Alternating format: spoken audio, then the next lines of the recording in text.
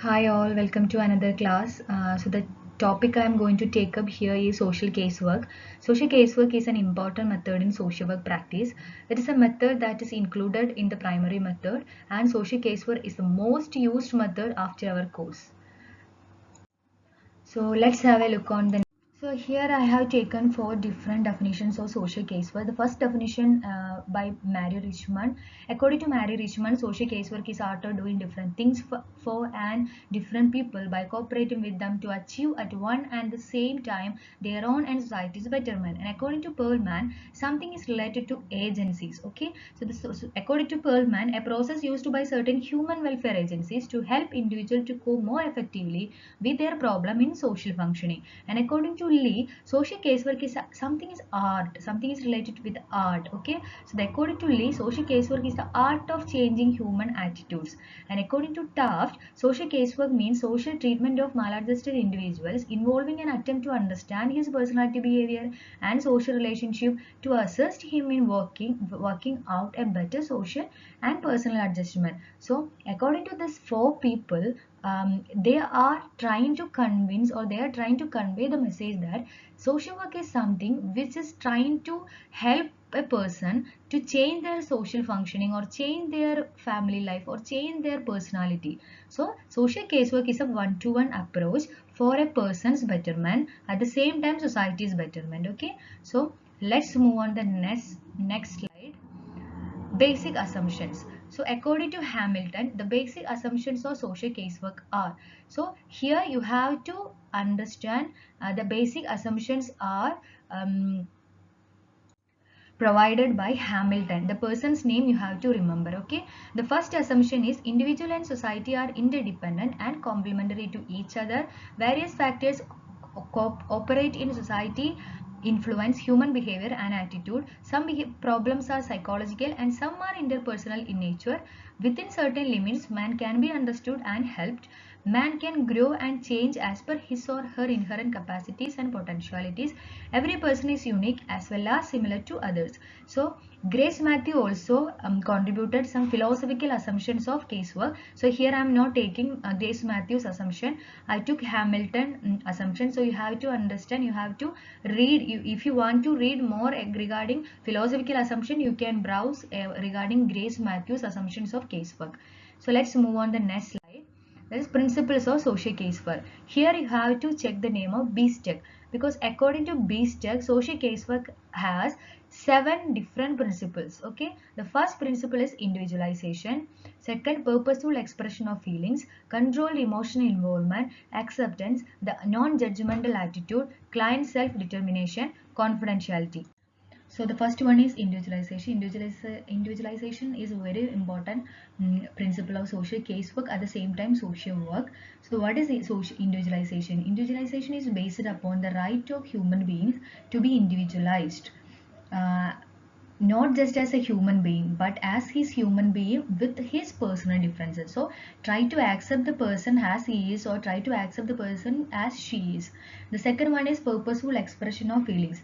Purposeful expression of feelings is the recognition of the client's need to express his feelings freely, especially his or her negative feelings. The caseworker listens purposefully, neither discouraging nor or unaccepting the expression of this feeling, sometimes even actively stimulating and encouraging them when they are therapeutically useful as a part of the casework service. And the third one is controlled emotional involvement. So what is controlled emotional involvement? The controlled emotional involvement is the caseworker's sensitivity to the client's feelings as understanding of their meaning, and a purposeful appropriate response to the client's feeling. And the fourth one is acceptance. Acceptance is the principle of action wherein the caseworker perceives and deals with the clients as he really is, including his strength and weakness, and his positive, negative feelings, etc. And the fifth one is non-judgmental attitude. The non-judgmental attitude is a quality of the casework relationship. It is based on the conviction that the casework, that means the function, include assigning guilt or inconvenience or disagree of client's responsibility, etc. And the sixth one is client self-determination. This principle of self-determination is the practical recognition of right and need of client of freedom in making their own choices and decision in casework process. The seventh one is, and the last principle of social casework is confidentiality. Confidentiality is the preservation of secret information concerning the client which is disclosed to the professional relationship. So confidentiality is based upon a basic right of the client. It is an ethical obligation of the caseworker, and it is necessary for effective casework service. At the same time, your profession, at the same time your personal life, the confidentiality, the principle of confidentiality is very important. So this all are the basic principle. That means the seven principles of social casework according to BSW. And let's move on the next slide. Friedlander. So according to Friedlander, he divide principle of casework like general principle and differential principle. So here I didn't take any much details regarding Friedlander principle. So if you want to read, you can browse regarding Friedlander. So Friedlander has classified principle of casework in two types. The first one is general principle and second one is differential principle. Now let's move on the process of social casework. So this is the main process of social casework. So the first one is social investigation and diagnosis and treatment. So this is the three main steps of social casework, or three main process of social casework. So the first one is social investigation and psychosocial study. So through the social investigation or psychosocial study, the social worker, according to Perlman, the social worker tries to conduct or tries to find out some informations like the nature of the presenting problem, the significance of the problem, the causes and the onset of the problem, the efforts made to cope with the problem solving, the nature of the solution or end sought from the casework agency, the actual nature of this agency, and its problem solving means to relation to the clients and his problem. So this all are things we are as a social worker we are trying to find something through the social investigation or psychosocial study. So this is the first step of social casework, the investigation. We are going to invest something, we are going to investigate some causes of some person's problems, or we are going to investigate or find out some causes of some problems. Okay, so here we can use some techniques like interview observation, or tools like interview schedule, interview guide, live chat, video recording of the family interaction, tape recorder interview, and the interview of the clients, interview of the family members. We can use different tools and techniques in social investigation.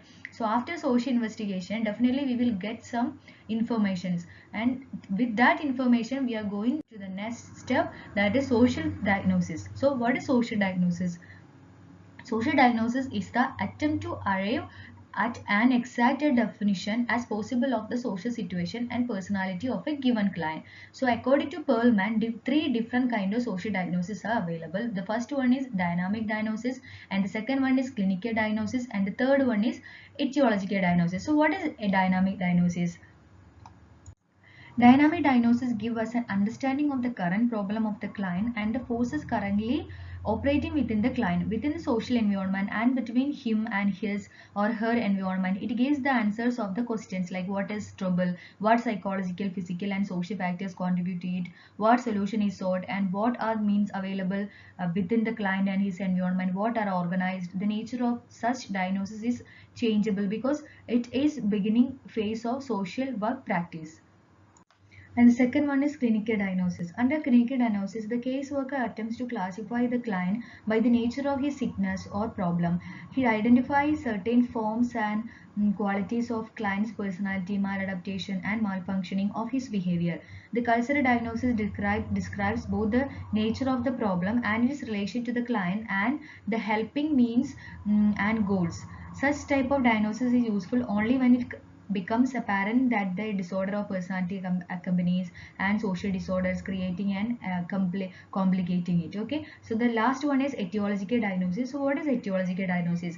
Etiological diagnosis is concerned with the explanation of the beginning of life history of problem of the client. Basically the problem of lies in the client's personality make up for or functioning. Okay, so this all are the three different kind of diagnosis. The first one is dynamic diagnosis, clinical diagnosis, and etiological diagnosis.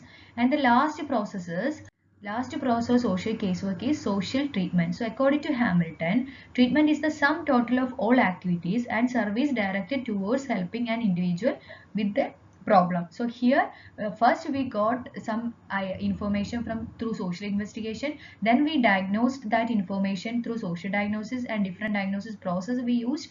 The last process, treatment. Here we are going to directly we are going to help the individual or help the persons for to reduce their problems, right? So here social treatment according to Hamilton is a sum total of all activities and services directed towards helping an individual with a problem. So here you can see according to Porterly, you can see three different methods for treatment. The first one is administration of practical service, and the second one is direct treatment, that means environmental manipulation, and the third one is direct treatment. Second one is indirect treatment, and third one is direct treatment. The first treatment method is administration of practical service, means the client is helped to choose and use the social resources afforded by the community. And the second one is indirect treatment, means environmental manipulation. Social worker is try to manipulate or try to change the client environment or to reduce clients issues or client's concern, that is environmental. By manipulating environment or by changing the client's environment, try to change client's concerns, that is the indirect treatment. The indirectly give interventions or strategy for the client, that is indirect treatment. And the direct treatment is the last treatment method, that means the direct face-to-face counseling, therapeutical counseling, therapeutical interview, psychological support and emotional support. So this is social treatment. So here we covered what is social casework, what are the important definitions of social casework, what is social casework assumptions, important assumptions, and what are the important 7 principles of social casework according to BSW, and what are the process of social casework. So mainly the 3 steps of social casework. The first one is social investigation, second one is social diagnosis, and the third one is social treatment. So social casework is very important method of social work practice. So as a professional social work, you have to understand, you have to comprehend the basic concept of social casework. So thank you for watching the video. Please drop your comments below, please subscribe and share my video. Thank you for watching the video.